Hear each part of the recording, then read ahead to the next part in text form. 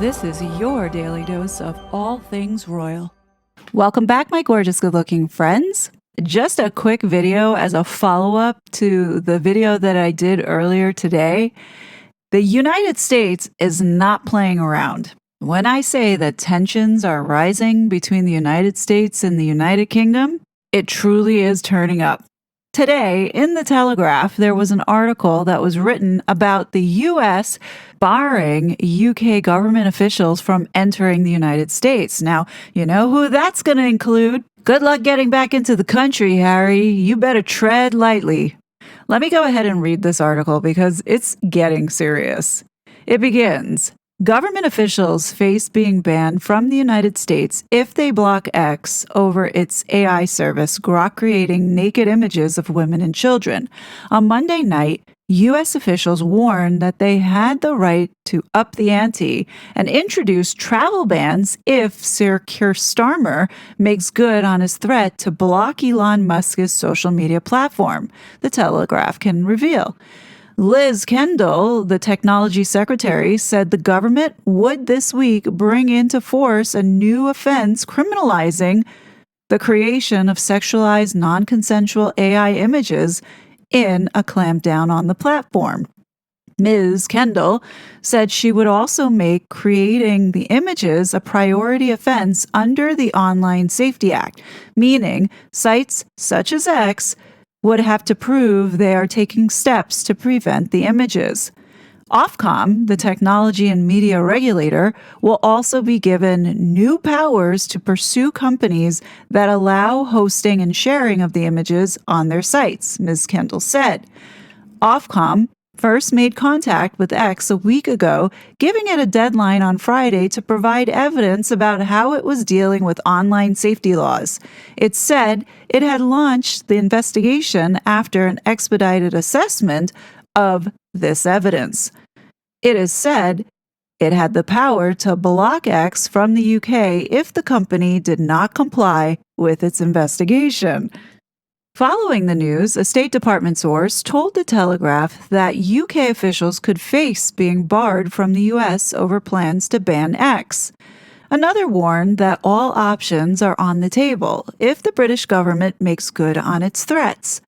The unprecedented proposal to ban sitting British government officials from entering the U.S. would mark an extraordinary escalation in transatlantic tensions over freedom of speech.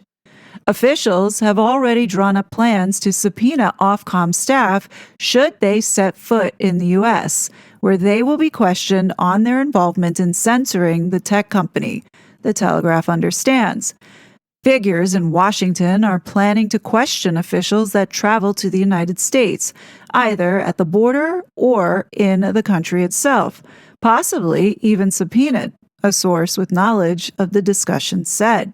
Banning X would cause uproar in Washington. The Trump administration has become increasingly hawkish towards attempts to censor American companies and its citizens. You hear that, Harry? When he was one of the president's close advisors, Mr. Musk is understood to have pushed Mr. Trump to raise curbs on social media regulation in trade talks with the UK.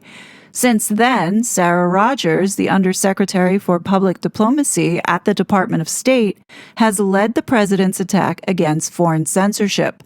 Writing on X, Ms. Rogers compared the UK government's tactics to those used by Vladimir Putin, describing the plans as a Russia-style ban.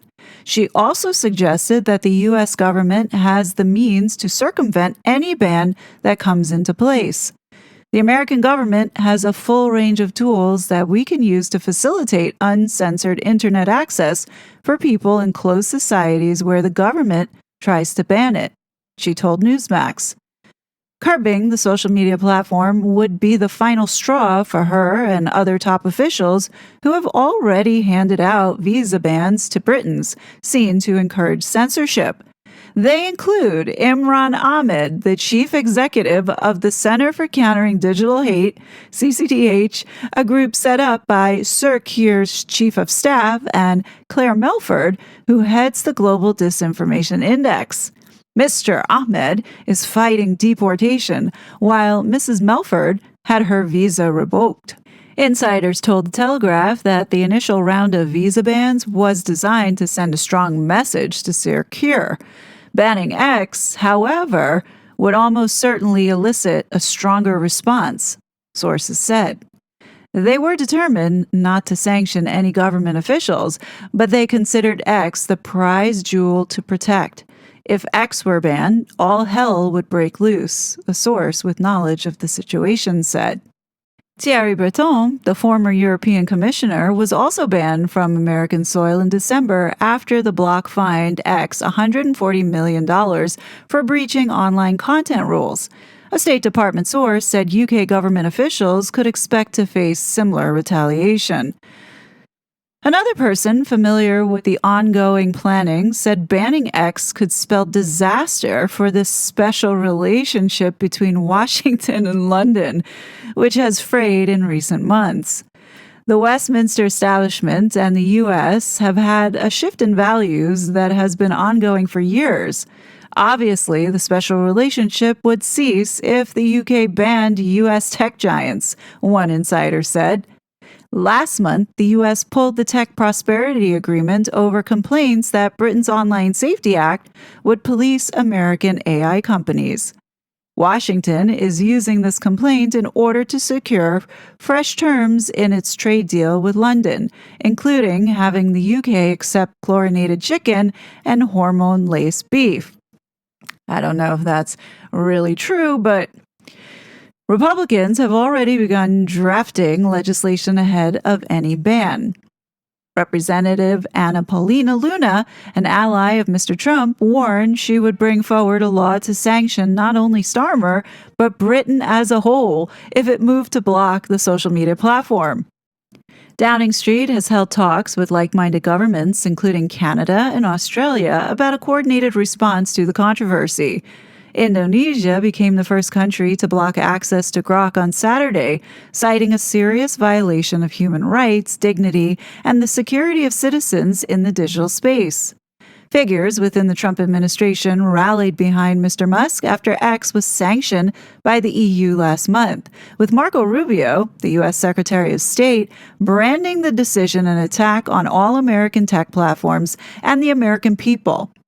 Following an explosive fallout with the president in June, the tech billionaire appears to have recently been brought back into the fold. On Monday, he met with Pete Hegseth, the Defense Secretary of War, at the headquarters of SpaceX in Texas as part of a tour to boost the U.S. defense industrial base. The visit comes just days after the U.S. Space Force awarded SpaceX $700 million for missile warning service, and the Federal Communications Commission granted the company approval to launch an additional 7,500 Starlink satellites. Business is going well for Elon Musk, huh? A State Department spokesman said, as a general matter, we do not preview any potential visa or sanctions actions. The United States will continue to take all necessary actions to protect the free speech rights of our citizens from foreign threats. Harry. At this moment, with temperatures rising as such, I wouldn't want to be Harry at this moment because he will be just the icing on the cake to make this whole thing explode. The Trump administration knows all about what this guy has been up to. Make no mistake about it. They know. But now with this perfect storm brewing at this moment, I think we're going to see justice a lot sooner than what I was anticipating. It's going to be so interesting over the next few days to see what goes down in the UK. If they go ahead and move forward to start banning X, and we end up banning UK people coming here, and then add Harry into the mix of all of this, forget it. This is going to be such a mess for the United Kingdom. Justice is coming, guys. It's coming. It really is coming. And I don't think Harry, after his trip to the UK, my guess, he's already in the UK right now for his court case, is that he's not going to be coming back. That's just my opinion. But what do you guys think? If you haven't seen the video that I did earlier today, definitely go take a watch because things are coming. The storm is brewing and it's about to hit. Before I go, though, I'd like to give everybody a quick update from yesterday's video on requesting to sign this petition for an American flag that can be seen prominently down at Ground Zero. Thank you to everybody who has helped out and supported. Here is what Scott has to say. We need to keep this train moving. I got good news and I got great news. Yesterday, I asked you good Americans out there to help try to bring this to fruition, which is a giant American flag pole at Ground Zero or in that area. And you folks answered the call because within 24 hours, we have over 10,000 signatures on this petition. It's over 10,000. This was printed out a few hours ago, so it's definitely over 10,000. See, folks? Now, that's a great number, but we need more. So please go to this site, sign it, and share it, please. Now, here's the great news. It costs money to put up a giant flagpole like that. Actually, close to $200,000. And nobody send me money. Everybody's asking, how do we? No, we don't even get to that yet. No way near that, because we need to get the approval and the blessing of the 9/11 Commission and a few other people. But I get a phone call this morning from a one Marcus Lemonis, who is the CEO of Camping World. If you know this guy, he's a patriot. He loves his country and he loves Old Glory just as much as I do, and you. And he said, Scott, if you can bring this to fruition, I will pay for the whole project. Did you just hear what I said? That's called a patriot right there. I buckled my knees because it's very hard to get stuff like this done. Now, the big project is getting the approval, the blessing, and the love and commitment from the 9/11 Commission, the 9/11 Museum, in order to bring this simple thing, but yet a most powerful thing, to where it should be.